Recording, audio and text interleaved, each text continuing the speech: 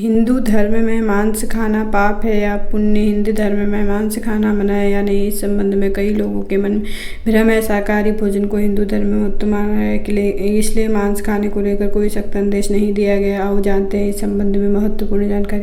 वेदों के अनुसार वेद ही हिंदू धर्म के धर्म ग्रंथ है। वेदों का सार उपनिषद और उपनिषदों का सार गीता है। यहाँ तीनों का मत जानेंगे। वेदों में मांस खाने के संबंध में स्पष्ट मना किया गया है। वेदों में पशु हत्या पाप मानी गई है। वेदों में कुछ पशुओं के संबंध में तो सख्त अनुदेश दी गए हैं। यह परुषले कविश्वा समकंते तो यस्मिने पशुधात्यान यो अनाद्यावर्ती कशीर्मग्ने तेषां निवस। ऋग्वेद मंडल 10 सूत्र ऋचा था। जो मनुष्य नर अथवा किसी अन्य पशु को मांस सेवन कर उसको अपने शरीर पर भाग बनाता है तो गौ हत्या कर अन्य जनों को दूध आदि से वंचित रखता है। हे अग्निस्वरूप राजा, अगर वह दुष्ट व्यक्ति किसी और प्रकार से न सुने तो आप उसका मस्तिष्क शरीर से विदारित करने के लिए संकोच मत कीजिए।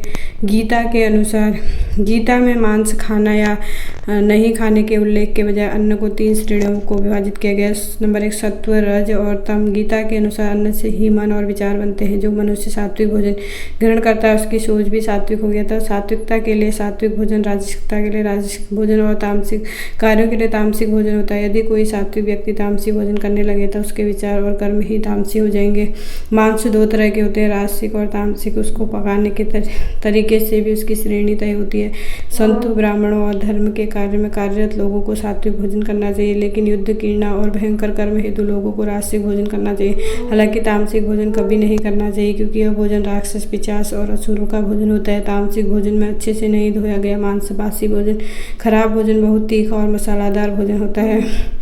नंबर 3 सुश्रुत संहिता अनुसार आयुर्वेद संहिता अनुसार रोगोपचार में शरीर की पुष्टि हेतु कभी कभी मांसाहार करना जरूरी होता है। अनुसार मांस, लहसुन और प्याज औषधि है। औषधि किसी बीमारी के इलाज हेतु होती है, आपके जिह्वा के स्वाद के लिए या इसका नियमित सेवन करने के लिए नहीं होती। आज भी मछली का तेल, सांप के जहर से अनेकों औषधि का निर्माण होता है। इसी तरह बकरे की हड्डी के रस और खरगोश खून का भी औषधि उपयोग होता है।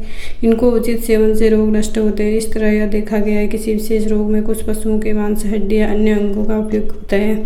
पशु बलि प्रथा, देवताओं को प्रसन्न करने के लिए बलि का प्रयोग किया जाता है। बलि प्रथा के अंतर्गत बकरा, मुर्गा या भैंसों की बलि दिए जाने का प्रचलन है। हिंदू धर्म में खासकर माँ काली और माँ भैरव को बलि चढ़ाई जाती है। विद्वान मानते हैं कि हिंदू धर्म में लोक परंपरा की धाराएं भी जुड़ती गई और इन्हें हिंदू धर्म का हिस्सा माना जाने लगे।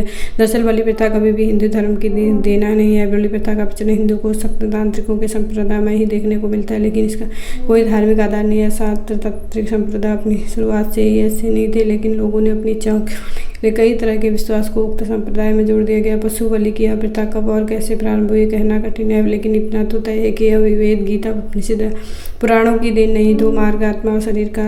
आपने 2 मार्ग हैं, पहला तो आत्मा का मार्ग, दूसरा शरीर का मार्ग। यदि आप आत्मा के मार्ग पर चलना चाहते तो आपको अपने जीवन में सात्विक भोजन, गुण और कर्म को अपनाने की जरूरत होगी। यदि आप सांसारिक मार्ग पर शरीर को पुष्ट करना चाहते हैं तो आपको तय करना है कि आपको क्या खाना है और क्या नहीं खाना है। हालांकि हिंदू धर्म मांसाहार खाने की सलाह या अनुमति नहीं देता। खासकर हिंदू धर्म में अश्व, नर, गाय, श्वान, सुअर, शेर, गज और पवित्र पक्षी, हंस आदि मांस खाना घोर पाप माना गया है। आपको ये वीडियो कैसी लगी कमेंट बॉक्स में जरूर बताएं। Thanks for watching.